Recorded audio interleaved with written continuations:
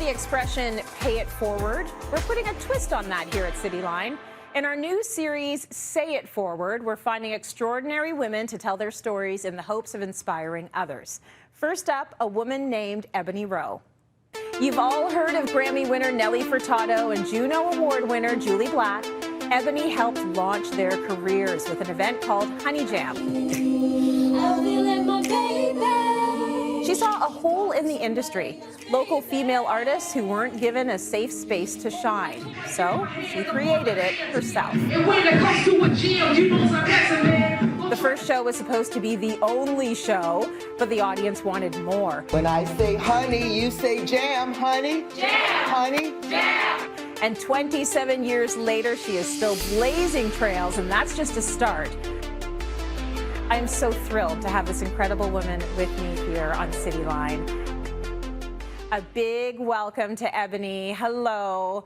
Before Honey Jam. Hello, Tracy. I'm so excited you're here. So listen, before Honey Jam, before FemFat Entertainment, there was Each One Teach One. So clearly there has always been this innate desire in you to help others.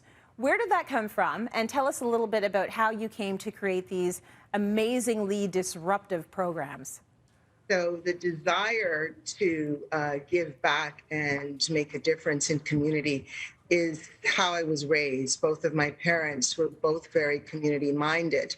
But I was a pretty innocent kid, and then at the age of 12, there was a racially motivated murder across the street from where I lived at Fairview Mall. And that kind of kicked me into high gear of wanting to do some constructive things, joining community organizations, et cetera. But it was about 20 years after that that Each One Teach One started. After a friend died suddenly, and I thought, wow, you can be here today and just like that, gone. And what has been my legacy? And of course, there wasn't any. And I started about trying to do something that meant something and that would help other people. So we started with the Each One Teach One mentor program, which it was a profession-based mentor program for at-risk Black youth. The idea of them seeing themselves a mirror image, meeting people to be mentors to them who were succeeding in jobs that they aspired to. So I was hanging out with a lot of teenagers, the mentees in the program, and some of the female mentees were telling me their little brothers were calling them the B word and the H word because they were hearing it on the radio, on hip hop radio. And that is how Honey Jam began. I approached the biggest hip hop DJ in the country, DJ X, with the Power Move show, and he gave me the whole show to produce. We spoke about it. Editors of a magazine asked me to produce an all-female issue of their magazine, talking about misogyny and music and videos. And the rap party was called Honey Jam, and that was supposed to be the one-off. And then everyone said, when's the next one? And I said, oh, that's not what I actually do, but okay, let's do it for a year. And here we are, 27 years later. Incredible. And we're going to talk about that 27-year journey, but what I want to know, no woman is an island. You have a tribe, you have people, you've got mentors. Who do you look to in terms of inspiration and getting you in this space where you feel like, I need to help? So firstly, my parents. Those are the first role models that I have. I'm inspired by so many people who are mentors to me and don't even know it. People like yourself. I draw inspiration everywhere, and I love to see people out there doing things, making a difference. And you never know how many people you're touching with what you do.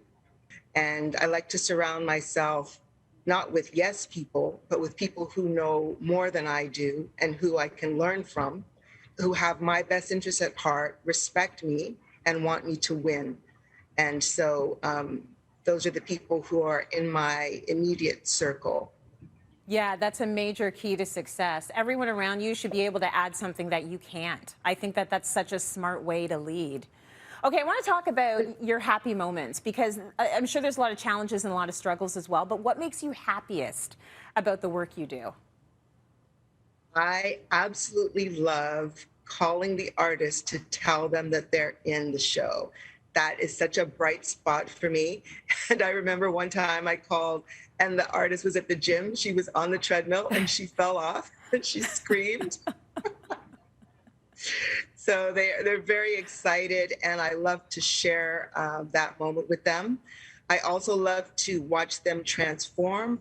We do vocal and performance coaching with Elaine Overholt, and she really gets them to dig deep and to put their best foot forward, to really get inside here and find ways for them to connect to the song, connect to the audience. And I love to watch the transformation. It's kind of like magic. I can just imagine, and being at the forefront of that is an incredible thing. Talk to me about the 25th anniversary. So it's been 27 years, obviously 25 years. We're in the middle of a pandemic. How Right. did you get that to happen? So as you would imagine, 25-year milestone.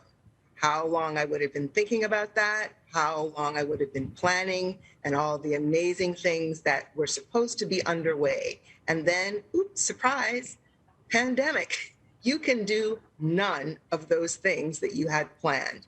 So after I peeled myself up off the floor, because I was kind of walking around in a bit of a daze, like a lot of people, in my pajamas in the winter, wondering what's happening right now. But I had to snap out of it. I saw that the artists were struggling. All of us were struggling with our mental health.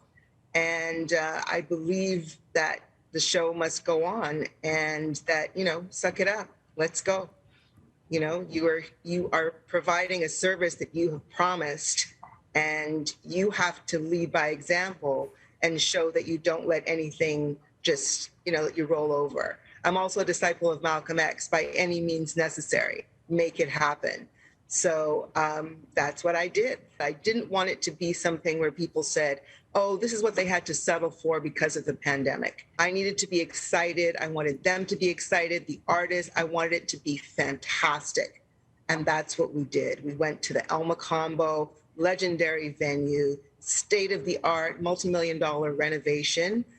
Normally the concert is you're hearing artists doing their original music. For our 25th anniversary, we were honoring iconic women in music. So from a Lauryn Hill to an Alanis Morissette, Alicia Keys, we had country, hip hop. We did one of Michie Mee's legendary songs. It was spectacular. We were all dressed to the nines. We had a Queen's Lounge with a throne, sparklers. We had 12,000 people tuning in online because we couldn't have an audience. And we asked them, let us see you singing along. Let us see you dancing along. Tag us and let's be in this together. And that's what we did. And it was an amazing memory. I'm so thrilled with how it all went. It's just resilience upon resilience upon resilience for you. And I think, that is why you are our first official Say It Forward. We love the fact that you could hang out with us today, Ebonnie, and I'm such a fan of what you do and how you stand up proudly in this space. And I'll remind people, during the pandemic, what were we all doing? We were listening to music, we were watching TV, we were taking in films. Artists kept us alive. They've kept us with a lifeline for sure and inspired. They've been a lifeline. So what you do is so important, and thank you so